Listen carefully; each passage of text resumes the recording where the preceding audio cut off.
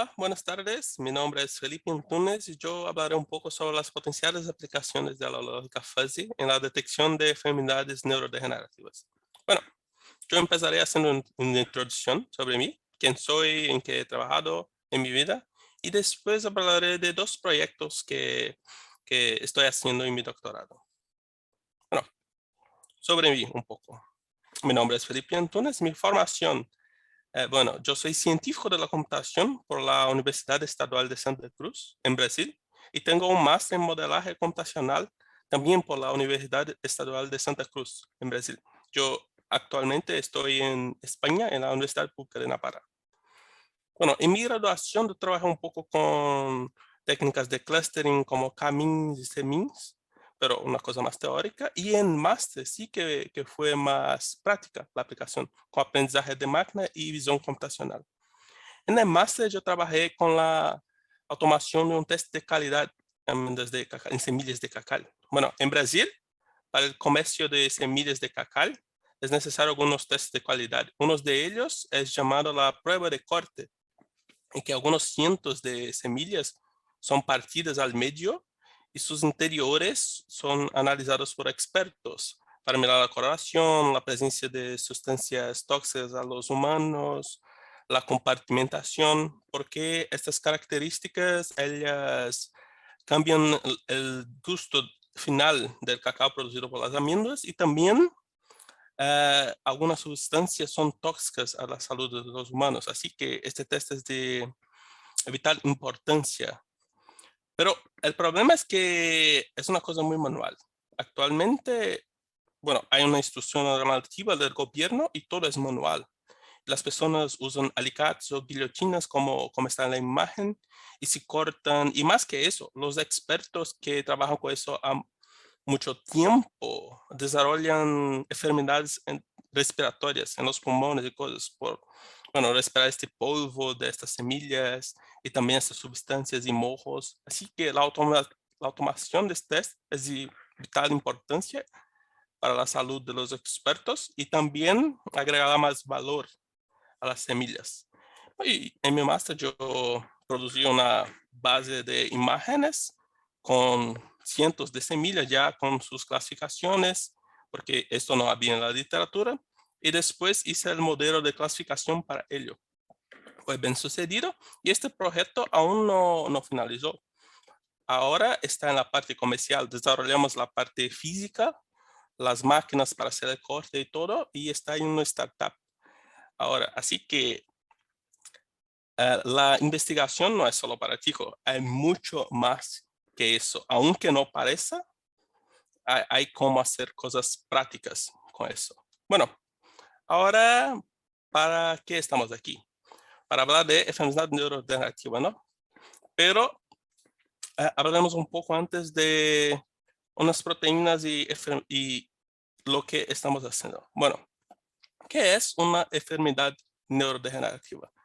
Bueno, es una condición que afecta las neuronas y las neuroglías del sistema nervioso central, en que algunos de los procesos biológicos no tienen un cierto control, está afectado y estas neuronas o neuroglías se mueren con el tiempo, así que la neurodegeneración pasa. Y la causa de eso no es totalmente comprendida para casi todas las enfermedades.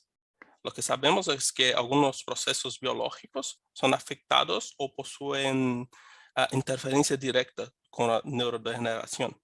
Y como ejemplos de qué son enfermedades neurodegenerativas tenemos Alzheimer, Parkinson, la esclerosis y la parálisis supranuclear también. Bueno, iremos a enfocar en la última, pero antes de hablar de parálisis supranuclear, hablaremos de la proteína tal. Bueno, todos nosotros en nuestras neuronas, poseemos una proteína llamada tal en los microtubos, por donde se pasan los señales de las sinapsis y todo. Y esta proteína es como el cimiento de una construcción. Ella afecta la estabilidad estructural de la neurona, pero también age en algunos procesos biológicos. Así que la proteína no es una cosa mala. Todos nosotros tenemos a ella en nuestros cuerpos. Es esencial. Y en personas con enfermedades neurodegenerativas, más específicamente con la parálisis supranuclear, uno de estos procesos de esa proteína, la fosforilación, ocurre con mucho más intensidad, así que esta proteína deja su sitio de origen. Y bueno, si quitamos el cimiento de una construcción, la construcción se caerá. Y eso pasa con la neurona. Cuando demasiada proteína deja la neurona, ella se muere. Y entonces el proceso de neurodegeneración ocurre. Y más que eso, esta proteína que deja la neurona forma como cuerpos de tal es el nombre de la proteína, forman cuerpos agregados de esta proteína en el cerebro y aumenta la velocidad de la neurodegeneración. Así que cuanto más neuronas han muerto, más rápido nuevas neuronas morirán. Y estos agregados podemos mirarlos aquí. Por ejemplo, aquí tenemos 4 ejemplos de agregados de proteína: los astrócitos, los cardboards, los neurofibrillares tangles y los hilos de neuropio. Bueno, ¿y cuál es el objetivo de este proyecto? No estamos trabajando en imagen solo para detectar cosas, ¿no? El objetivo es, esta proteína, ela está en nuestras cabezas. No es como si pudiéramos hacer exámenes o extraer cosas de la cabeza de las personas. Así que lo que tenemos para detectar estas enfermedades antes de mirar los cerebros de las personas son los síntomas que ellas enseñan en vida. Así que nuestro objetivo es analizar el cerebro de personas que tuvieron esta enfermedad, la parálisis supranuclear, mirar cómo está distribuida la proteína en su cerebro, las regiones, la cantidad, los agregados, y correlacionar eso con los síntomas que el paciente enseñó en vida. Así que para en el futuro, cuando una persona enseñe síntomas específicos, nosotros podemos detectar dónde está la concentración más grande de proteína en su cerebro, para así desarrollar más tratamientos. Y para eso estamos trabajando con Navarra Biomed, que es un instituto de referencia en España, que posee un banco de cerebros de personas que tuvieron la parálisis nuclear en vida. Pero estamos hablando de la cabeza de las personas. No es como podemos mirar adentro, poner cables y cosas así. Estamos dentro de la cabeza de las personas. Es muy invasivo la mayor parte de los tratamientos, pero que no es invasivo es mirar las consecuencias de esas enfermedades. Es decir, bueno, la neurodegeneración pasa en las neuronas, pero las consecuencias son, es más difícil caminar, se olvida cosas recientes, nombres de personas, es difícil hacer cálculos matemáticos, sin que los síntomas sí que pueden ser usados para inferir la enfermedad. Y es en eso que estoy trabajando ahora. Yo tengo muchas imágenes de cerebros de pacientes que tuvieron la parálisis supranuclear. Yo tengo las fotos, las imágenes de todas las áreas de este cerebro y el objetivo es mapear la presencia de la proteína en el cerebro de las personas y la cantidad y correlacionar eso con la enfermedad, con los síntomas y con los síntomas enseñados por las personas. Así que en el futuro, cuando una persona enseña síntomas específicos, seremos capaces de inferir la parálisis y en qué grado la parálisis está para mejorar el tratamiento de la enfermedad. Bueno, pero estamos hablando de muchas cosas. ¿Qué son las proteínas en sí? ¿Cómo las miramos en las imágenes?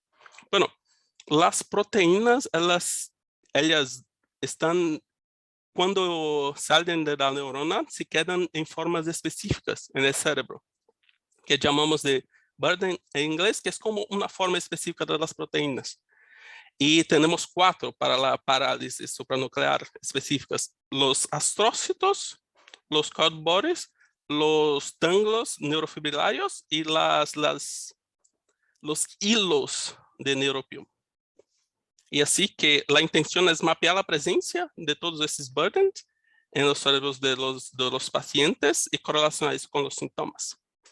Vale, pero tenemos los burdens, tenemos las imágenes. Y cuando miramos las diferentes áreas del cerebro de las personas, generan imágenes muchos diferentes unas de las otras. Así que parece que estamos trabajando con muchos datasets de una sola vez. Entonces es necesario un procedimiento que haga en todo el cerebro de las personas, pero que es adaptable a las condiciones específicas de cada área de las personas.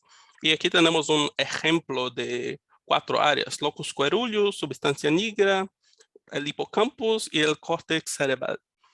Bueno, y estas imágenes yo no las tengo, son imágenes raras, que son imágenes bastante especiales. Estamos trabajando con una institución llamada Navarra Biomed, también de España, en Pamplona, que es un instituto de investigación biomédica en que trabajan con hongos,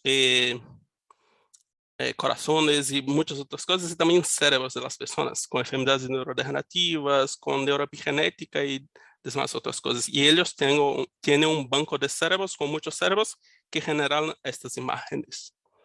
Vale, pero estamos hablando de imágenes, cabezas de personas, proteínas. ¿Y dónde está la lógica fuzzy? ¿Dónde está el procedimiento de la computación aquí?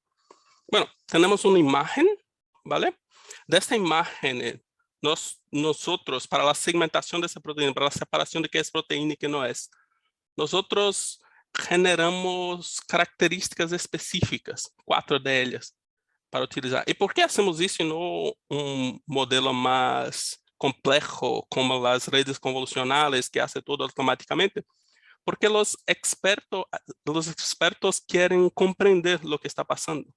Y cuando enseñamos redes neuronales de última tecnología que hace casi todo por sí sola, ellos no recibieron con buenos ojos. Así que la interpretabilidad del modelo es esencial para la aceptación de los expertos que usarán eso en el futuro. Entonces, para hacer esa aceptabilidad, nosotros modelamos esas características basadas en la evaluación de los expertos. Entonces, yo me senté con algunos expertos y ellos me dijeron: mira, aquí en esta imagen yo miraré lo que es azul. Que es azul no es importante para nosotros. Si es azul, es núcleo, es otra cosa, no es proteína. Yo miraré lo que es más oscuro, porque la proteína está marrón, pero hay otras cosas oscuras. Por ejemplo, en sustancia negra hay la neuromelanina, que también es un poco oscura, diferente. Entonces, toda esta descripción de los expertos fue mapeada en 4 características que aquí están enseñadas. ¿Y cómo juntamos esta característica? Bueno, aquí está el fuzzy y aquí está cómo mejoramos el modelo en sí.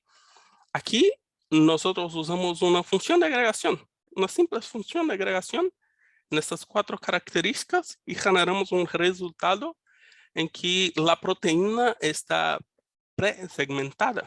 Bueno, presegmentada porque, como pueden mirar, la imagen de resultado no es completamente limpia. Así que, como un bonus, también hicimos la detección de eso en la red neuronal, después de ellos aceptaren la interpretabilidad del modelo, y filtramos con los resultados de red neuronal. Y como hay personas que también trabajan con enfermedades neurodegenerativas ahí, hay también una aplicación para el etiquetado de proteínas y otros objetos online, si es de interés para alguien. Bueno, este fue uno de los proyectos, pero hubo un problema ahí. Es que cuando miramos de lejos, sí que parece que fue perfectamente segmentada, pero cuando miramos acerca no fue perfectamente segmentadas, así que hablamos un poco de image smoothing now, o suavizado de imagen. Bueno, miramos este ganso. Si miramos esta línea, ese ganso, esta línea verde, ¿cuál es la señal que el ojo humano espera de esta línea? La señal es la intensidad de los tonos, el valor de los tonos. Bueno, tenemos el agua, que es negro, entonces los tonos son oscuros, bajos. Tenemos el cuello del ganso, que es blanco, entonces tendremos un plató de tonos altos, después agua, después el cuerpo del ganso. Este es el señal que el ojo humano espera de eso, pero sabemos que en verdad no es así, que hay un montón de diferentes tonos por toda la imagen, por toda la línea y todo. Así que la señal verdadera que estamos mirando es esta, a la derecha. Y esto tiene algunos problemas cuando aplicamos algunas técnicas en visión computacional, porque, por ejemplo, con todo este señal es difícil utilizar una técnica que hace uso de la derivada en este señal. Así que hay técnicas para suavizar este señal o suavizado de imágenes. Y podemos mirar, por ejemplo, aplicando un suavizado gaussiano, que la señal se queda bastante más suavizada. Pero, y es la parte importante, cuando miramos a la imagen original, perdemos un montón de información, un montón. Ahora es difícil ver el ganso, es difícil ver la cabeza del ganso, así que aunque la señal tenga mejorado, la imagen fue dañada. Entonces, una forma de mejorar los objetos sin dañar las imágenes es bastante importante para eso. Bueno, pero ¿qué es image smoothing? Por la definición. Tenemos una definición de Biswas en 95, que el image smoothing es una técnica importante en el procesamiento de imágenes y que es necesaria para reducir ruidos y para desenfocar partes y contornos que no son necesarios. Y el suavizado puede ser dividido en dos estrategias principales. Una que es consciente del contenido de la imagen y otra que no es consciente del contenido de la imagen. Bueno, la que no es consciente del contenido de la imagen aplicará el mismo procedimiento en toda la imagen, todos los píxeles, el mismo procedimiento. Y la que es consciente de la imagen adaptará esto a locales específicos, quizás por gradiente o otra información, pero adaptará para no dañar tanto la imagen en sí. Bueno, ahora hablaremos un poco de la segmentación y la relación con el suavizado de imágenes. Miramos este tigre aquí. Si miramos esta imagen, tenemos algunas áreas. ¿Y cuál es el objetivo de la segmentación? Es dividir una imagen, partir una imagen en áreas distintas, segmentar una imagen. Entonces, por ejemplo, una segmentación posible de esta imagen sería partir de las regiones que es una región para arena, una para tigre, una para hierba y una para agua al fondo. Esta es una segmentación posible, no es la única, porque puedes querer partir la imagen en dos áreas, por ejemplo, lo que es tigre y lo que no es. O lo importante es la arena, entonces qué es arena y qué no es. Pero mirando esta imagen, miramos la área de la arena. En la imagen original no es claro dónde termina la arena y dónde empieza la hierba. Pero en la segmentación es perfectamente visible estas áreas. Y bueno, aquí puede que el fin de arena y empiezo de la hierba no tenga significado, no sea importante. En este caso quizás no sea, pero hay otros en que la definición de una área, de la frontera de una área es esencial. Por ejemplo, aquí estamos en otra imagen de cerebro de pacientes con parálisis supranuclear. Y lo que estamos mirando aquí es una de esa imagen que el marrón oscuro, la parte oscura son proteínas y todo el resto no es de interés, es citoplasma, núcleo, otra cosa. Pero aquí queremos la parte oscura. Y si partimos de esta imagen en que es proteína y que no es, lo que tendremos es una partición simple, un algoritmo de segmentación simple, lo que enseñamos antes. Esta es la parte que no es proteína. Tenemos este azul claro y la parte que es proteína. Y el fondo está gris para mejorar la visibilidad. Bueno, si miramos de lejos, parece que la segmentación fue buena, ¿no? Pero cuando nos acercamos más, podemos ver que no hay solo un tono de marrón aquí, que hay muchos tonos de marrón y algunos otros que quizás ni sean marrón para algunos de nosotros, porque es una cosa subjetiva. Aunque la segmentación no sea, mirar y decir que es marrón y que no es, nosotros sí que es subjetivo. Y bueno, como nosotros no somos expertos en segmentación de neuropatología, enseñamos esta imagen a un experto para definir qué es y qué no es la proteína aquí. Y él hizo un demarcado bastante interesante para nosotros, porque esperábamos mucho más proteínas que eso. Y cuando miramos qué fue demarcado por experto, que no fue, percibimos que, bueno, aunque tenga demarcado áreas específicas, no es claro dónde terminan los burdens, que esos son burdens que yo enseñé antes, y cuando empieza que no es tal o que no es importante. Y cuando miramos más acerca, se queda ainda aún más claro. Por ejemplo, tenemos ese depósito de proteínas y tenemos un hilo marrón ligando este depósito, conectado a él, pero que no es parte de él. Así que la definición de dónde termina y dónde empieza, que no es proteína aquí, mejorará bastante las técnicas de visión computacional y el trabajo con estas imágenes. Una forma de agrupar qué es proteína y qué no es. Y aquí está, por ejemplo, aquí está el hilo marrón. Y aquí adentro nuestro segundo proyecto, que es el agrupamiento fuzzy consciente de contexto para el suavizado de imágenes.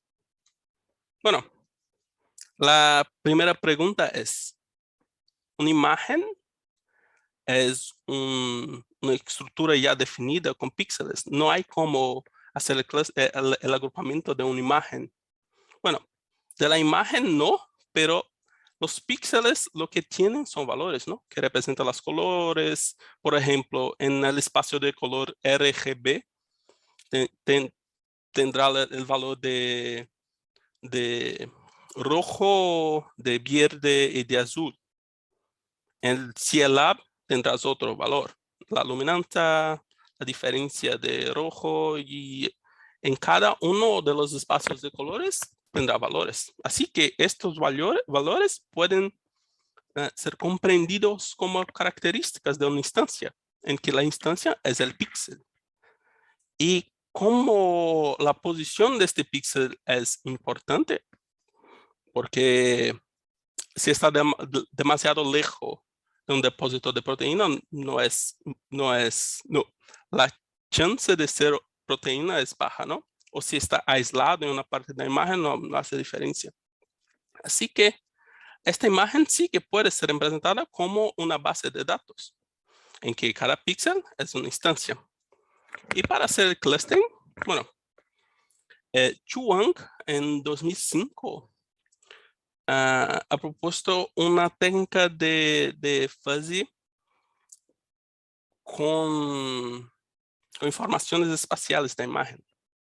¿Cómo? Bueno, la técnica de fuzzy, de forma general, está pensada para datos. Y Chuang expandió este conocimiento para trabajar con imágenes, y más que eso, trabajar con imágenes considerando la información espacial. Así que regiones interconectadas serán segmentadas con mejor calidad.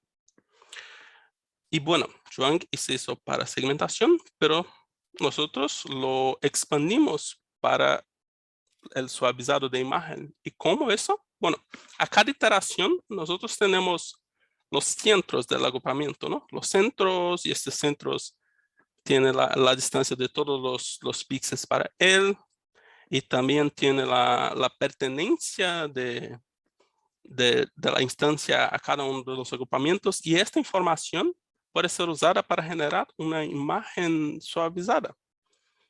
Porque al inicio los agrupamientos de los píxeles no se quedaron bien definidos, pero cuanto más tiempo pasa, mejores son los agrupamientos. Así que la pertenencia del píxel a un agrupamiento, es decir, a una área específica, se queda mejorada. Por ejemplo, si tenemos un píxel tigre arriba, cuanto más tiempo pasa en el agrupamiento, mejor se quedará el píxel, más próximo al grupo tigre se quedará el agrupamiento.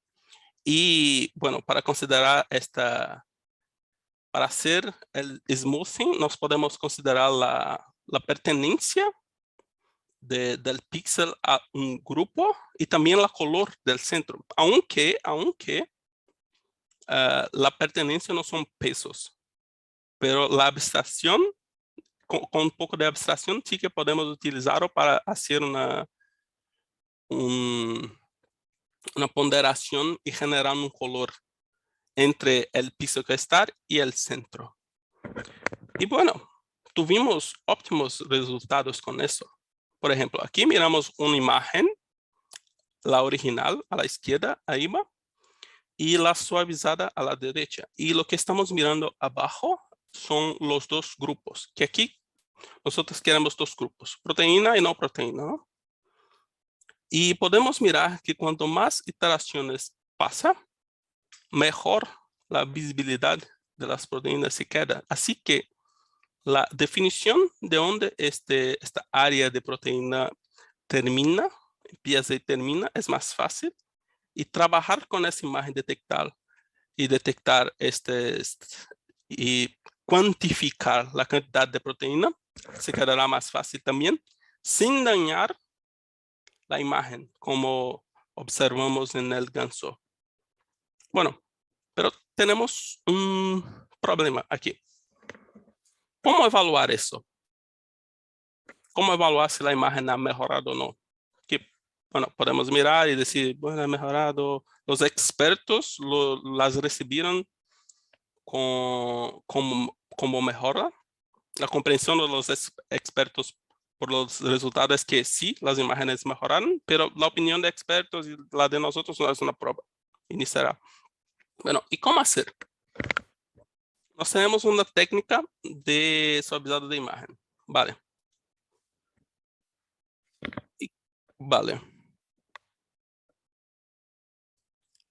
Y y aún tenemos que hacer la comparación con otras técnicas de suavizado que la proponemos, la testamos, los expertos sí que la validaron, pero aún no tenemos comparación con otras. Y bueno,